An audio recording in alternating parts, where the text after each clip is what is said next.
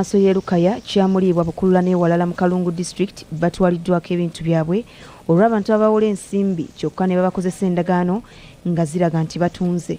Okusinziira ku ssentebe wa district y'e Kalungu Nyombi Mukibika Amadi, abatuuze nga baagala okugula ebyasava balina okwegendereza gye beewola ensimbi n'endagaano ze bakola. Omuntu yenna bwe yandibadde yeewola ssente yandibadde azeewola kuzisika zizaale zimwongere endala. Naye si mugenda olw'okwewola ssente z'ogenda okulyamu ennyama, z'ogenda okulyamu emiceere, ate nga ssente zino ogenda okuzeewola nga bakuwandiisizza endagaano nti otunze ekibanja. N'olwekyo ffe ffennyini tweberemu tubeere ng'abantu abo tetubawa mukisa n'abakulembeze ab'enjawulo abali wansi. Ssentebe wa disitulikiti y'e Yantonde Fred Muhanji agamba bawola ensimbi abamu tebalina na lukusa lubakkiriza kuwola nsimbi nga bakozesa enkola eno okubbirako ebintu by'abantu. So ekigambo ekyo kya money lenders oba abawola ssente nga tebali registered, njagala okukuutira Abannayuganda tuyina emyoga, tuyina parish development model, twejumbire mu bintu ebyo tusobole okutaasa ebyobugaga byaffe tusigale nga turubagaga, twewale essente ze twewola ez'omu bwangu ddala. Kansala wa Town Council y'Erukaya ku district y'e Kalungu Kigundu Gerard nga yesingamu abantu abakozesa ensimbi z'okwewola agamba nti kireetedde bangi okufiirwa ebintu byabwe kyokka ng'ekyennaku batwala ebintu byabwe ku nsimbi entono ze beewola.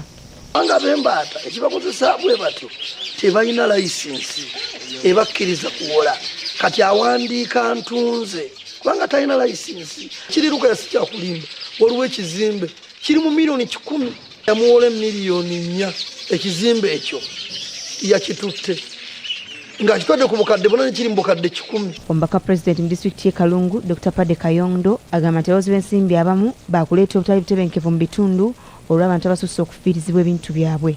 Tuddemu obuntu bulamu, naye oli omuwozi omanyi nti omuwozi aze alina ekizibu n'okozesa advantage eyo n'omusayiningisa otunze enkeera n'ogamba wanguze lanze ettaka nditutte. Bwe banaakuggyako obulago tetujja kukaaba nga tukuteekayo eri. Kati waliwo obubbi obusinga obwo munenya abalimba abakozi ba gavumenti babbye ssente za gavumenti biki, naye kati waliwo obubbi n'obunyazi n'obwakkondo obusinga obwo. Mu ngeri y'emu Kayonda alabudde bassentebe ba LC1 obutamala gateeka sitampu za gavumenti ku ndagaano ezikolebwa abawola ez'embaata kuba anaakwatibwa wakukajjuutuka.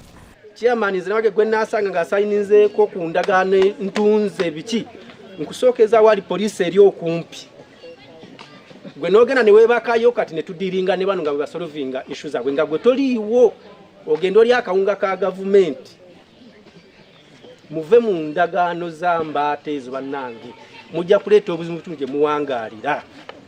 Farida Nakayiza ne Katopo BBS Telefina gy'otobadde.